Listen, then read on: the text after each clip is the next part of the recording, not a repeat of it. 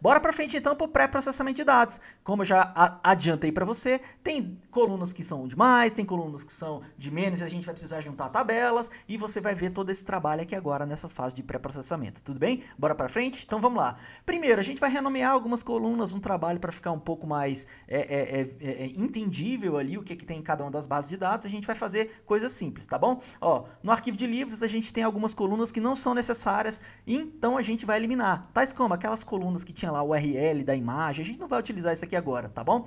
E aí a gente vai renomear as colunas dos arquivos, porque a gente não gosta de criar muito espaço nos nomes de colunas. Então, às vezes você coloca assim, né? Código do produto, aí você deixa o espaço, esse espaço dá pau. E quem trabalha com programação sabe que isso é muito ruim. Então, o que a gente vai fazer? Vai fazer uma alteração nos nomes aqui, só pra gente evitar esse tipo de problema, tá bom? Eduardo, beleza, mas onde que está essa alteração toda que você está falando? Vou mostrar agora.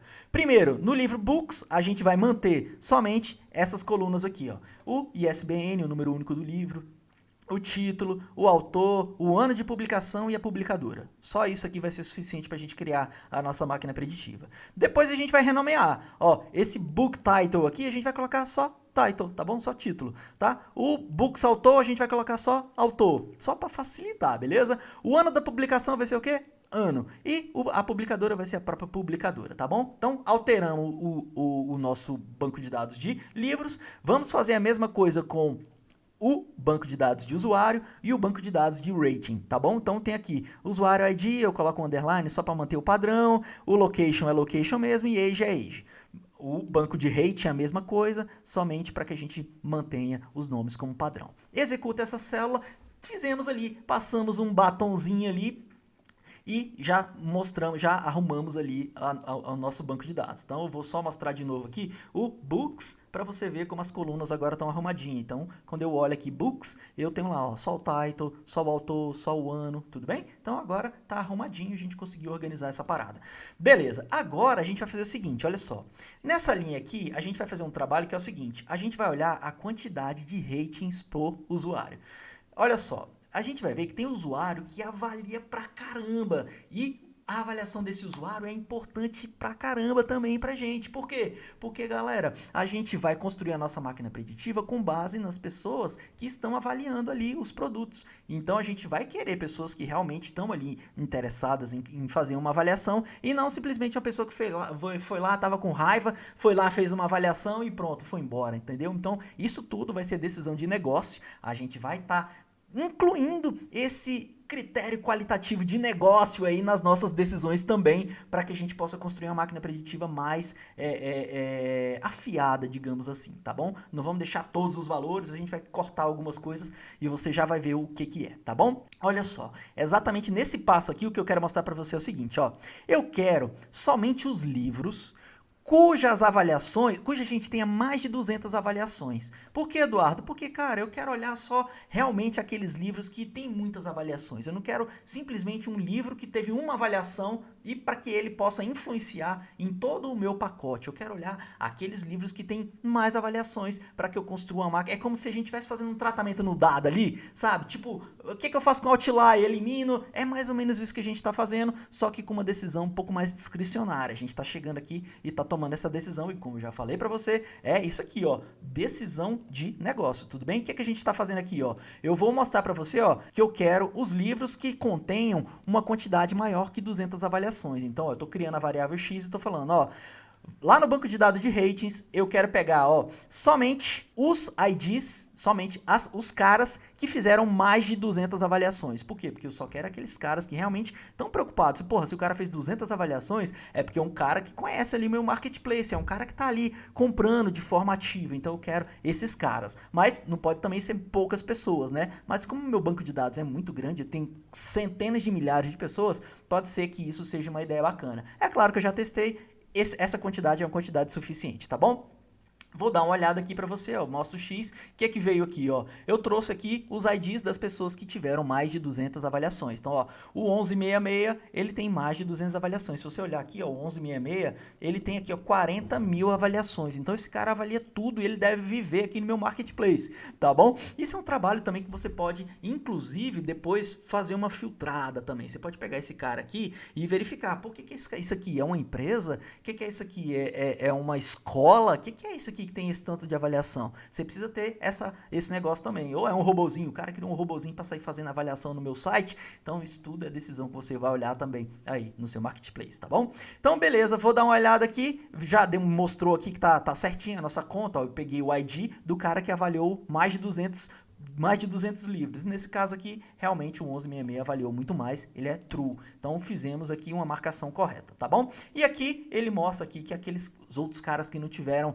200 avaliações, eles estão aqui embaixo. O que é que eu vou fazer? Eu vou simplesmente pegar agora e vou dar uma olhada na quantidade de usuários que fizeram essa avaliação ali, a quantidade de usuários que fizeram essa avaliação de mais de 200 livros. Então eu tenho aqui 2.600 usuários que fizeram avaliações, tá bom? Então é uma quantidade realmente razoável, tem muita gente, dá pra gente já fazer um ensaio aí, construir um baseline pra gente avaliar se esse sistema de recomendação é bom ou não, tá bom? Bora pra frente? Então, beleza, eu vou dar uma olhada aqui, vou dar uma avaliada, ele tá trazendo o 11.676 e tá trazendo todos aqueles que são realmente aqueles caras que estão avaliando muitos livros, porque a gente quer a decisão baseada nesses caras, tá bom? Beleza, uma outra decisão de negócio é o seguinte, galera, o que a gente vai fazer? Olha só, aqui eu quero trazer somente os ratings dos usuários que avaliaram mais de 200 livros. Então, o que eu estou fazendo? Ó, eu estou indo lá na base de rating agora e estou utilizando a função isin somente para trazer o ID dos caras que estão aqui, ó. Aqui eu separei os 2.600 caras. Aqui é como se eu estivesse fazendo um filtro aqui, um inner join, tá bom? Se você está mais acostumado com SQL, eu estou fazendo um inner join com a base de rating. Eu estou ficando somente com os ratings daqueles caras que fizeram mais de 200 avaliações. Eu estou eliminando todos os outros usuários. Tudo bem? Tratamento simples aqui. Beleza, você vai ver que essa máquina preditiva ela é muito simples. Ela tem mais um pouco de ideia. Sistema de recomendação, ele geralmente é assim. O cara conhece bem do negócio, ele vai fazendo alguns filtros, tomando algumas decisões de negócio e você vai ver que machine learning mesmo é a chamada do algoritmo. Beleza? Então tá bom, por isso muito a experiência em dados é muito importante. Não é nada, até o módulo 4 do programa Cientista de Dados na Prática é tratamento de dados, é conhecimento ali das ferramentas para o cara ficar tora. Por quê? Porque muito do que a gente faz no dia a dia ali é análise exploratória de dados e ali no final a gente constrói máquina preditiva, beleza? Então você precisa de todo esse pilar para construir máquina preditiva. Eu sei que é muito massa, porque pô, você constrói uma máquina preditiva, só que muitas vezes você fala assim, é muito fácil, eu vou só chamar o algoritmo, mas precisa ali de um pilar, precisa ali de uma base, senão a parada não se sustenta. E é por isso que eu reforço muito com você isso, tá bom? Beleza? Bora pra frente? Beleza, decisão de negócio, pegamos somente os caras que avaliaram mais de 200 livros. Bora pra frente aqui, ó. O que eu vou fazer? Vamos pro join. O join, geralmente, ó, no SAS a gente usa o merge, no R também. Aqui no Python não é diferente, a gente também usa o merge. Poderia usar SQL também, Eduardo? Poderia, mas a gente vai utilizar o merge para fazer o relacionamento entre as bases de dados, tá bom?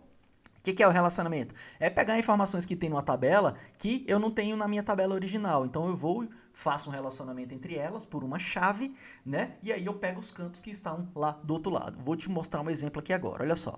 Eu vou criar uma base de dados chamada Rating with Books. O que significa isso? Que eu vou pegar todos os ratings que a gente fez aqui em cima, que a gente já avaliou dos usuários, que tem mais de 200 avaliações, e eu vou juntar com a base de dados de livros, para que eu tenha uma quantidade de informação maior. Então, olha só, o que eu tenho aqui, ó, na base de ratings. Olha só, eu vou mostrar a base de ratings para você. Quando eu olho aqui, ó, opa, vamos voltar aqui. Na base de ratings, eu tenho só as informações aqui do usuário, do livro e a nota que o usuário deu, tá bom? Então, agora, o que eu vou fazer? Eu tenho as informações dos livros que eu quero complementar. Então, eu quero ter o usuário, eu quero ter aqui, ó, o usuário, eu quero ter o ISBN, o rating, só que eu quero ter as informações adicionais dos livros, tudo bem? É isso que eu estou fazendo aqui, estou fazendo um merging aqui. A chave de relacionamento é exatamente o número de identificação dos livros, né? Se você olhar na base de livros, eu tenho o ISBN, é a chave primária ali do relacionamento, tá bom? É exatamente isso que eu estou fazendo aqui.